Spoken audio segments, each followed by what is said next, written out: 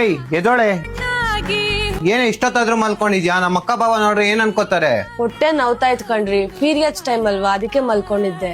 ಸರಿ ಸಾಕು ಮಲ್ಕೊಂಡಿದ್ದು, ಎದ್ದೋಗ್ ಕೆಲ್ಸ ಮಾಡು. ಮತ್ತೆ ನಮ್ಮ ಅಕ್ಕ ಬಾವ ನೋಡಿದ್ರೆ ನನ್ ಮಾನ ಮರ್ಯಾದೆ ಹೋಗುತ್ತೆ. ಹಂಗಲ್ಲ ಕಣ್ರಿ, ಜಾಸ್ತಿ ಹೊಟ್ಟೆ ನೋವ್ತೈತೆ, ಸ್ವಲ್ಪ ಅರ್ಥ ಮಾಡ್ಕೊಳ್ಳಿ. ಏನೇ ಅರ್ಥ ಮಾಡ್ಕೊಳ್ಳೋದು? ನನ್ಗೆ ಆಫೀಸ್ಗೆ ಹೋಗಕ್ಕೆ ಟೈಮ್ ಆಗಿದೆ. ಊಟ ಕಟ್ಟಿದ್ಯಾ ಇಲ್ವಾ? ಹುಷಾರಿಲ್ದೆ ಇವತ್ ಅಡ್ಗೆ ಏನು ಮಾಡಿಲ್ಲ ಕಣ್ರಿ. ಇವತ್ ಒಂದ್ ದಿವಸ ಕ್ಯಾಂಟೀನ್ ಅಲ್ಲಿ ಊಟ ಮಾಡ್ಕೊಳ್ಳಿ. ಅಂದ್ರೆ ನಿನ್ ಮಾತಿನ ಅರ್ಥ ನಾನ್ ಕ್ಯಾಂಟೀನ್ ಅಲ್ಲಿ ಊಟ ಮಾಡಿ ನಮ್ಮ ಆಫೀಸರ್ ಮುಂದೆ ಎಲ್ಲ ಮಾನ ಮರ್ಯಾದೆ ಕಳ್ಕೋಬೇಕಾ? ಏನಾಯ್ತು? ಏನಕ್ಕೆ ಅವಳ ಮೇಲೆ ಕಿರ್ಚಾಡ್ತಾ ಇದೀಯಾ?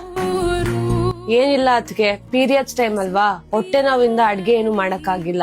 ಏನೇ ಅವಾಗಿಂದ ಹೊಟ್ಟೆ ನೋವು ಅಂತ ಇದ್ಯಾ? ಇದೇನ್ ಹೊಸ್ದಾ? ಪ್ರತಿ ತಿಂಗಳು ಬರೋದೇ ತಾನೇ? ಏನಂತೆ? ಪ್ರತಿ ತಿಂಗಳು ಬರೋದೇನಾ?